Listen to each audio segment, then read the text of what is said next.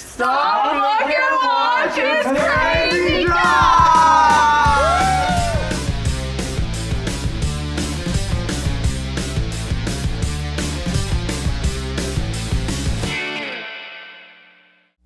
Remembrance of the Daleks. 7th Doctor story, approximately 99 minutes. I've heard it's excellent. Let's give it a spin.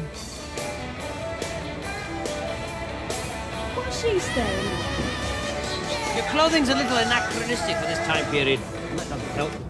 Well, it's not my fault this decade's got no street cred. I mean, look at that kid. So, episode 1 is a lot of fun. There's some great banter between the Doctor and Ace. We start out actually in 1963, considering this is the 30th anniversary special. So there are quite a number of references to previous stories. The most obvious probably being the Hand of Omega. I like that we get to know the military people. It's nice.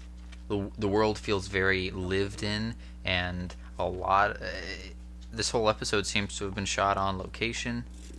Production values were great. It's funny. There's a great start to the story. Part 2 is also a lot of fun. Not too much happens in the first half. It's a little slow, which is nice. We get to know the world and the characters a bit more.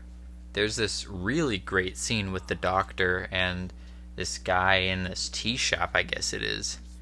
And they're just talking about the chances of things in life and how one thing affects another. And I've heard that he doesn't show up in the rest of the episode anywhere, but it's like a one-scene wonder. I really liked it. Then Ace has almost immediately been reduced down to this like 50s, 60s housewife role. Her new military boyfriend says makes up a lie that she doesn't need to be there, and then says have dinner ready by the time I get home. Holy cow. Then she finds out that his family's racist. I think that's what that was. I love what looks like a floating casket. Blind priest. I'm gonna be honest, there's such a sense of fun, and the Doctor and Ace bickering is great. I love it. Oh boy. Now, if episode 3 succeeds in anything, it's being fun. I don't know. I feel like I haven't had this much fun from watching Doctor Who in a while, at least as far as episodes airing. This episode just flew by. We have the Doctor fashions this device. I'm not quite sure what it did. I think maybe it was disabling the Daleks' shields or something like that. And then they destroyed the Daleks that were attacking Ace. I love Ace's bat, too, that the Doctor tricked out.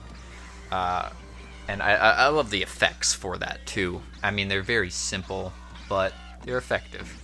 I was surprised. There were a lot of really great things in this episode. First of all, the dynamic between the Doctor and Ace is as great as ever, and I love and really miss that teacher-student dynamic.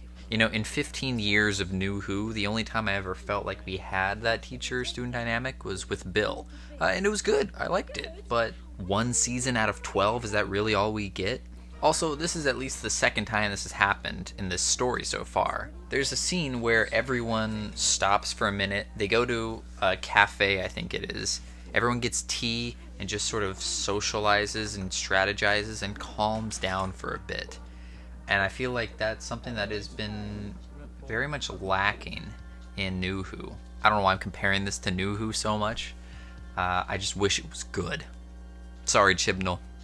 Enough about that. It gives a sense of levity and really interesting pacing. This episode certainly does not dwell on anything, and that's good.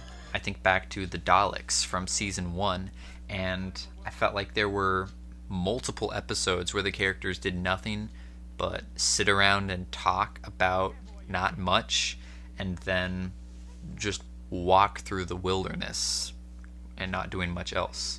I mean, it helps that this story is like a third of the length from that story, but this story so far is definitely moving at a brisk pace. I don't understand why Davros is being so coy. Like, we all know it's him. Why won't he just show his face? I definitely, though, did think that was Davros in the chair as well, down on Earth. But it turns out that creepy little girl from the first episode and from the graveyard scene in this episode is working for the Daleks. But the Nazi who works for them didn't know, which I thought was interesting. It also makes me think that you could dig a grave or dig up a grave in the middle of the day, in broad daylight, no one would question it. I wouldn't. When Ace's new boy toy is working for the Daleks, or at least is working for the guy who's working for the Daleks. And about the student-teacher dynamic, it's a really great one.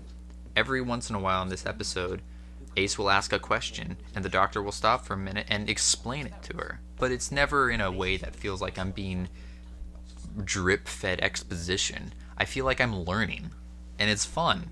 And I love that we get to see the chess master doctor. We find out, like, halfway through this episode that this whole shindig has been sort of a half setup on the doctor's part. You know, it's a real shame that when the show finally got good again, that's when it was canceled. Because this is great stuff. But this episode definitely stepped it up a pace, so I can't wait to see how this story ends. And episode 4 finishes things off quite nicely. This episode, again, had a lot of great things in it. I love the Doctor sliding down his makeshift zipline into the Dalek ship. Love how he just casually disables the Dalek. I wonder if that was really Sylvester McCoy on the zipline, because his face was obscured perfectly, and I swear he looked a little taller, maybe a little skinnier. Then again, he does wear very baggy clothes. Ace and Mike, basically break up. Not that they were really together. She even says, "I even liked you." I like that. I like that it wasn't they were in love or anything. Again, it's just really solid writing. We finally get to see Davros in this one. Again, love the chess master doctor. He tricks Davros into using the hand of Omega. It makes me want to watch The Three Doctors. I mean, that's a great story in and of itself, but that's also where Omega made his appearance. I don't know why, but I found it hilarious when Mike had Ace in the house at gunpoint and the doorbell rings. Something about that just made me chuckle. And then the little girl is there, and she just straight up wastes this guy. I was like, oh my god, that was awesome. By the end, she gets un-Daleked and starts crying, and then Ace holds her. She doesn't know what happened. I'm thinking, if that's me, like, this is just a trick, you know? I don't care if this kid's crying, they were just trying to murder me. But I guess Ace is a better person than I. And by the end, that last Dalek just drives itself insane. The Special Weapons Dalek made its appearance here. Now, the first time I saw the Special Weapons Dalek was in The Magician's Apprentice in 2015. But it makes its debut here, and it's pretty great. Absolutely wastes the other Daleks in one shot. And I liked the small fight between those multiple Dalek factions. They didn't do much damage to each other, seeing as they're all Daleks. I like the reference to how he knows how to fix the alien tech. It's like he's 900 years old. He's picked up a few things. This whole story was tight, but at the same time loose and casual feeling just when it needed to. It had action, it had adventure, it had lots of great comedy in it. It was so much fun. There was a small romance, didn't take up too much time, and it was very realistic in its portrayal. I don't know, I feel like I'm out of stuff to say at this point, but overall, great episode. I don't think I have any complaints. I give that an A+. That's the Cravy seal of approval. Is that a thing? Have I ever mentioned that before in my life? No, but it exists now, I guess. Well, that's about it. I don't know what story I'm gonna do next, but hopefully it's anywhere near as good as that one. See you tomorrow.